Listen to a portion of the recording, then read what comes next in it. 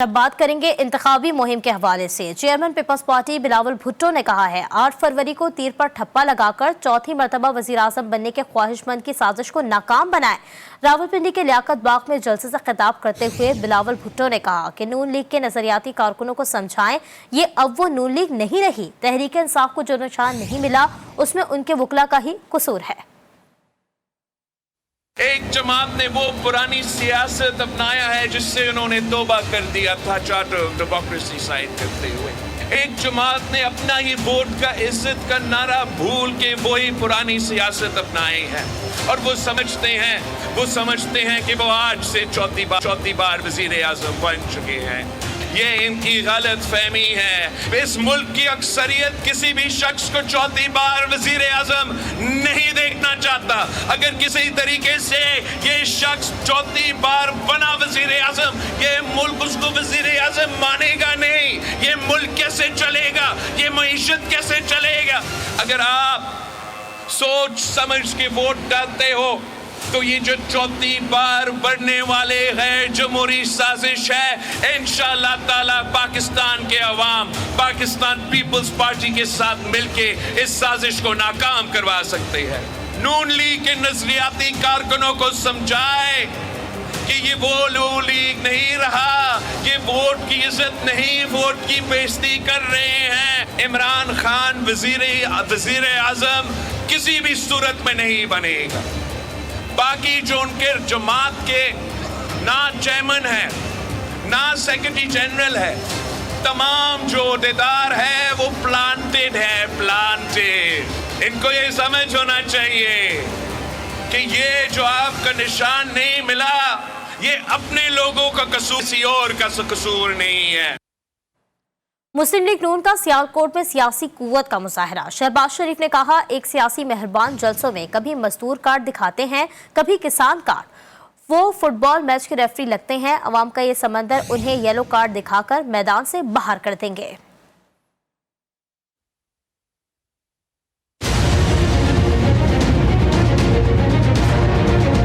سیاسی مہربان ہیں، وہ آج کل جلسوں میں کبھی کوئی مزدور کارڈ نکال کے دکھاتے ہیں، کوئی کسان کارڈ نکال کر دکھاتے ہیں۔ غور سے دیکھیں تو لگتا ہے کہ یہ کوئی فٹ بال میچ کے ریفری ہیں۔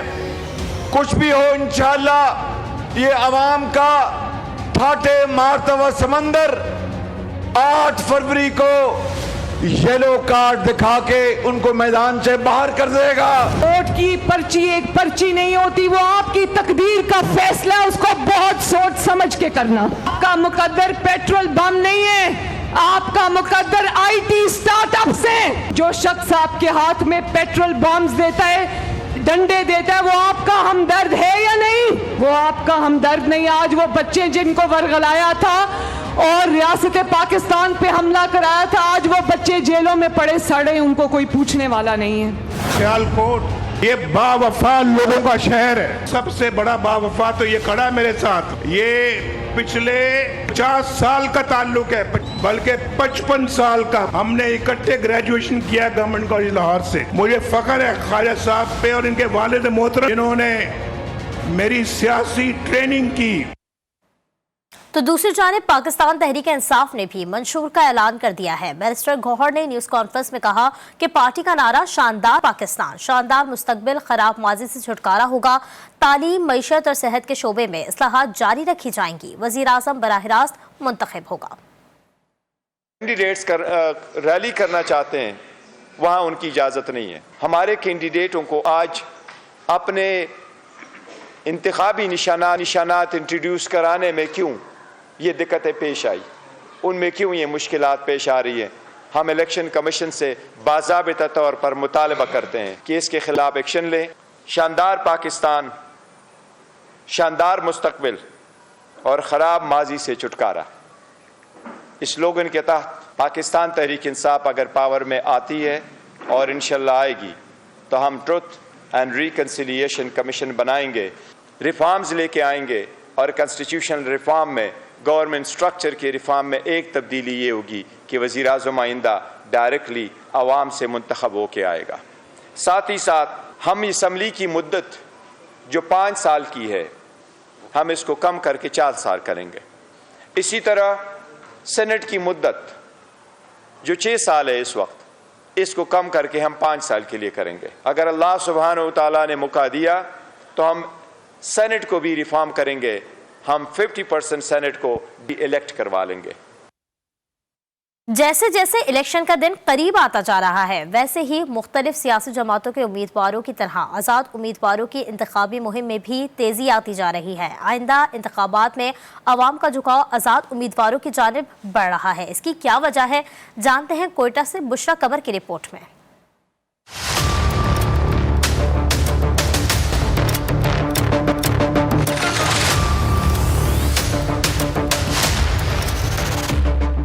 فروری کا دن قریب آتے ہی کوئٹہ میں قومی اور صوبائی اسمبلی کے حلقوں میں امیدوار عوام کے درمیان کچھ زیادہ ہی نظر آنے لگے ہیں. کہیں جلسے جلوس تو کہیں کارنر میٹنگز کی جا رہی ہیں. کئی امیدوار تو ہاتھوں میں پمفلیٹس تھامے ووٹرز کو قائل کرنے میں مصروف نظر آ رہے ہیں. مگر ووٹرز کا جھکاؤ اس مرتبہ آزاد امیدواروں کی جانب کچھ زیادہ ہی ہے.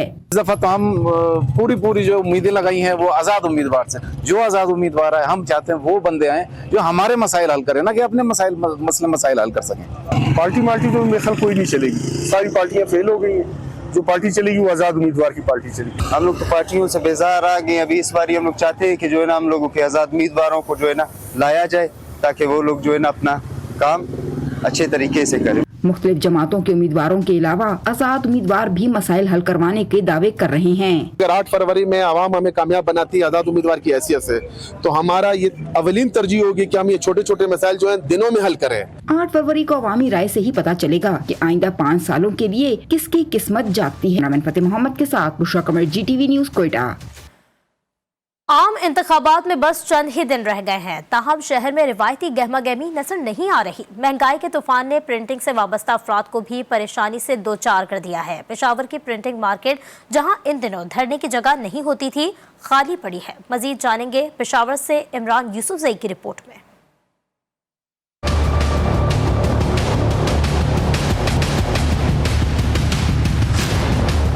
الیکشن قریب آتے ہی پرنٹنگ کا کاروبار بھی عروج پر پہنچ جاتا ہے اور کاریگروں کو آرام کرنے کا وقت بھی نہیں ملتا. لیکن اس بار شدید مہنگائی نے یہ کاروبار بھی متاثر کیا ہے. کاروبار بالکل ٹھپ ہے. الیکشن نزدیک آ چکا ہے، اتنی مہنگائی ہو چکی ہے نا کہ اب تو میرا خیال ہے یہ جو الیکشن پہ کھڑے ہیں نا یہ بھی پوسٹر چھپوانے سے کرتے ہیں. اتنے زیادہ رونق نہیں ہے جس طرح عام الیکشن میں ہوتا ہے نا، اس طرح کام نہیں ہے جس طرح ہوتا ہے. پرنٹنگ کے کام سے وابستہ افراد جہاں گاہکوں کی راہ تک رہے ہیں، وہیں انتخابی امیدوار بھی چھپائی کے مہنگے داموں سے پریشان ہیں. ہم یہاں پہ پوسٹر چھپوانے کے لیے آئے تھے، لیکن ادھر بہت زیادہ مہنگائی ہو گئی ہے، چیزیں بہت مہنگی ہو گئی ہے. اس وجہ سے ہم بس ویسے ہی نہ کوئی کچھ خریدا ہے، بس ویسے ہی جا رہے ہیں گھر. روزگار کے ساتھ ساتھ پرنٹنگ مارکیٹ میں بھی کام نہ ہونے کے برابر ہے. کیمرامین اشفاق حسین کے ساتھ عمران یوسفزئی، GTV نیوز، پشاور. خانیوال کا حلقہ PP 211 مسائل کی اماج گاہ بن چکا ہے. حلقے کے ووٹرز نکاسی آب کے سسٹم، ٹوٹی پھوٹی سڑکوں اور صاف پانی نہ ملنے پر آگ بگولا نظر آتے ہیں. دیکھتے ہیں سعید عباس بھٹی کی یہ رپورٹ.